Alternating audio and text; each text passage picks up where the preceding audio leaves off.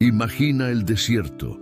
El sol se oculta detrás de las montañas de Judá. El polvo se levanta con el viento y el eco de una voz, la voz de un profeta, resuena por última vez entre los muros de Jerusalén.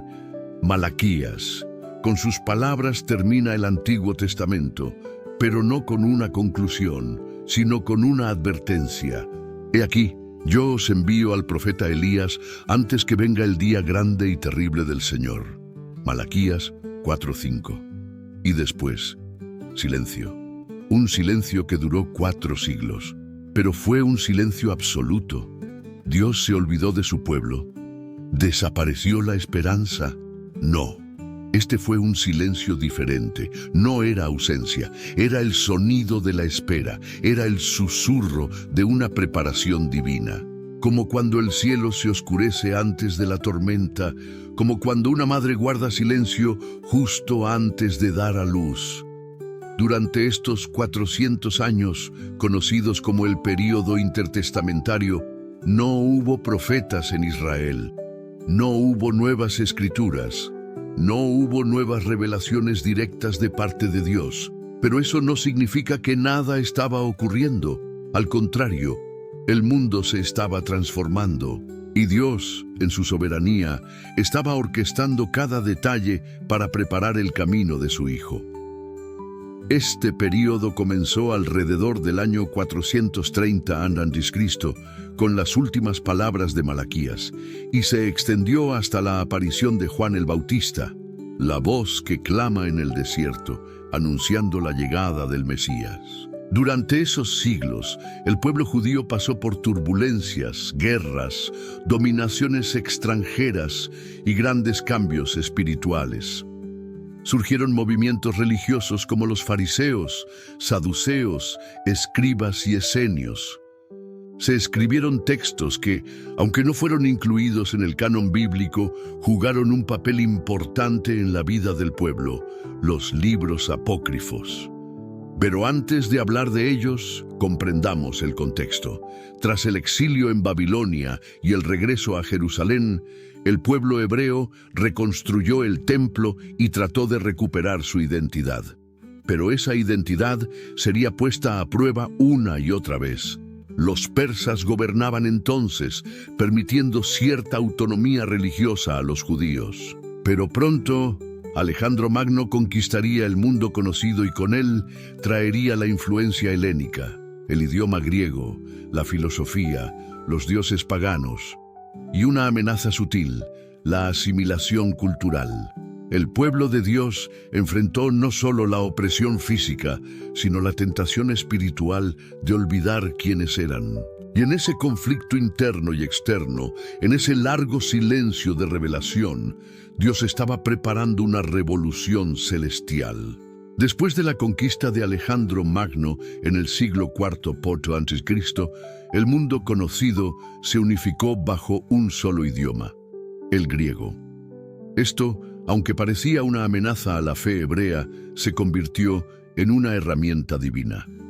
El idioma griego preparó el terreno para que siglos después el mensaje del Evangelio pudiera ser comprendido en todos los rincones del Imperio Romano. Pero en ese momento para los judíos, la helenización fue una batalla por el alma. Tras la muerte de Alejandro, su imperio se fragmentó entre sus generales.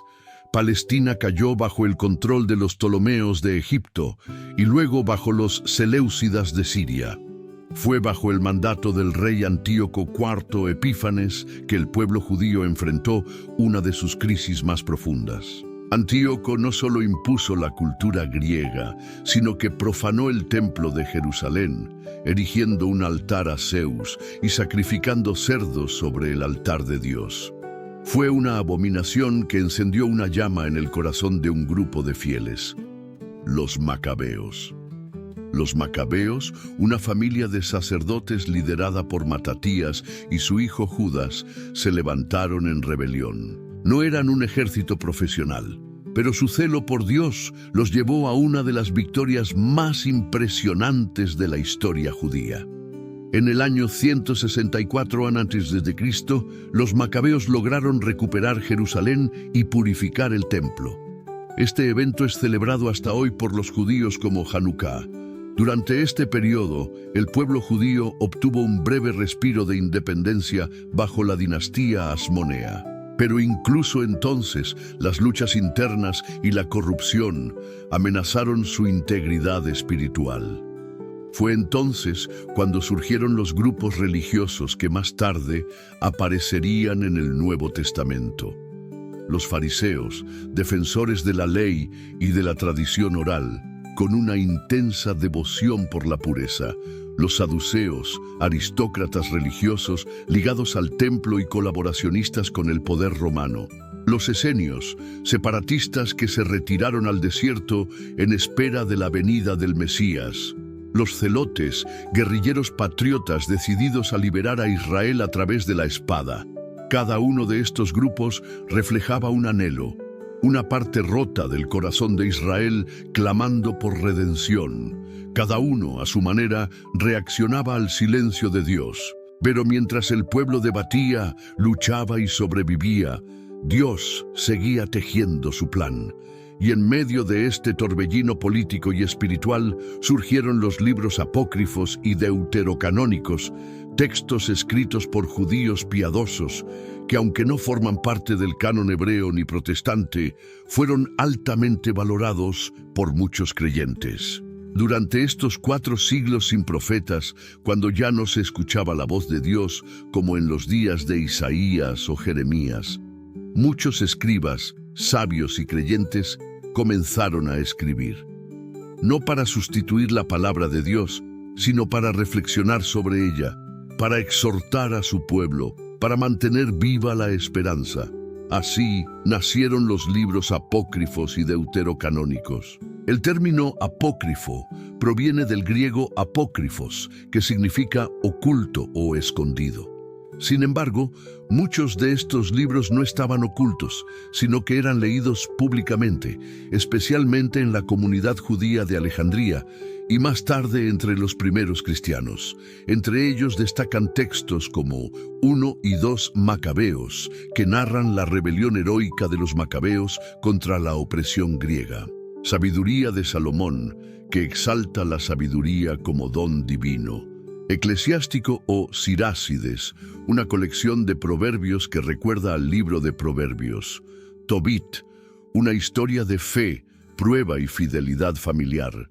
Judith, una heroína que, con astucia y valentía, libera a su pueblo.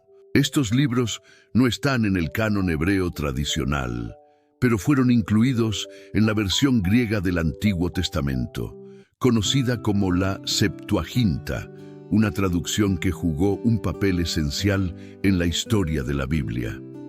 La Septuaginta fue realizada por eruditos judíos en Alejandría, Egipto, y se convirtió en la Biblia de muchos judíos de habla griega y también de los primeros cristianos. Es muy probable que Jesús y los apóstoles hayan conocido y citado esta versión. Los libros apócrifos reflejan la lucha espiritual del pueblo. Hablan de persecuciones, de la esperanza en la resurrección, del juicio final, de la fidelidad en tiempos de prueba. No son meros relatos históricos o literarios, son suspiros del alma hebrea, clamando en medio del silencio. Aunque la Iglesia protestante no los considera inspirados en el mismo nivel que el resto de la Escritura, su valor histórico y espiritual es innegable. Nos permiten entender el corazón del pueblo en esa espera agónica del Mesías.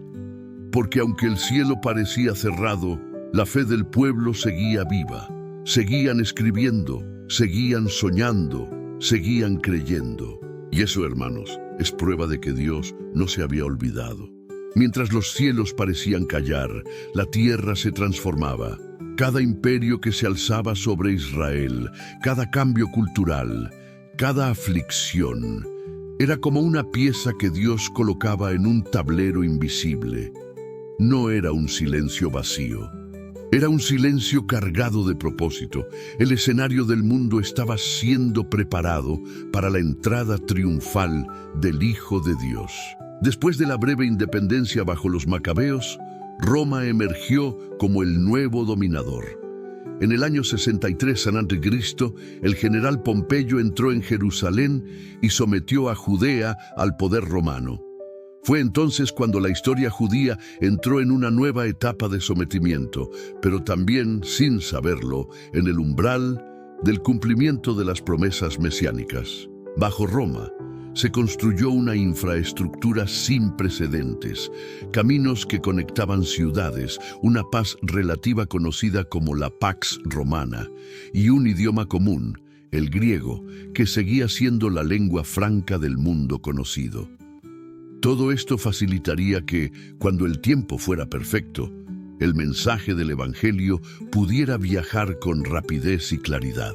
En ese mundo romano, sin embargo, la opresión era feroz. Herodes el Grande, un rey impuesto por Roma, gobernaba Judea con crueldad.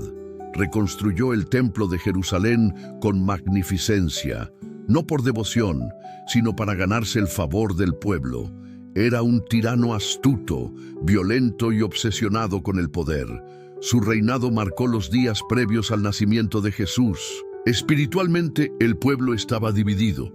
Algunos se aferraban a las tradiciones, otros esperaban un Mesías guerrero, muchos estaban desilusionados, pero todos sabían que algo tenía que cambiar. Y es en ese ambiente de tensión, de oscuridad, de desesperanza, que Dios comenzó a hablar de nuevo. No con un trueno desde el cielo, no con tablas de piedra, sino con la voz de un hombre vestido con piel de camello, gritando en el desierto: «Arrepentíos, porque el reino de los cielos se ha acercado». Juan el Bautista era el eslabón perdido entre el Antiguo y el Nuevo Testamento. Era la voz que rompía el silencio. El eco de Elías, profetizado por Malaquías 4 siglos antes. Su presencia no solo era poderosa, era profética, porque donde hay una voz en el desierto, pronto viene el Salvador.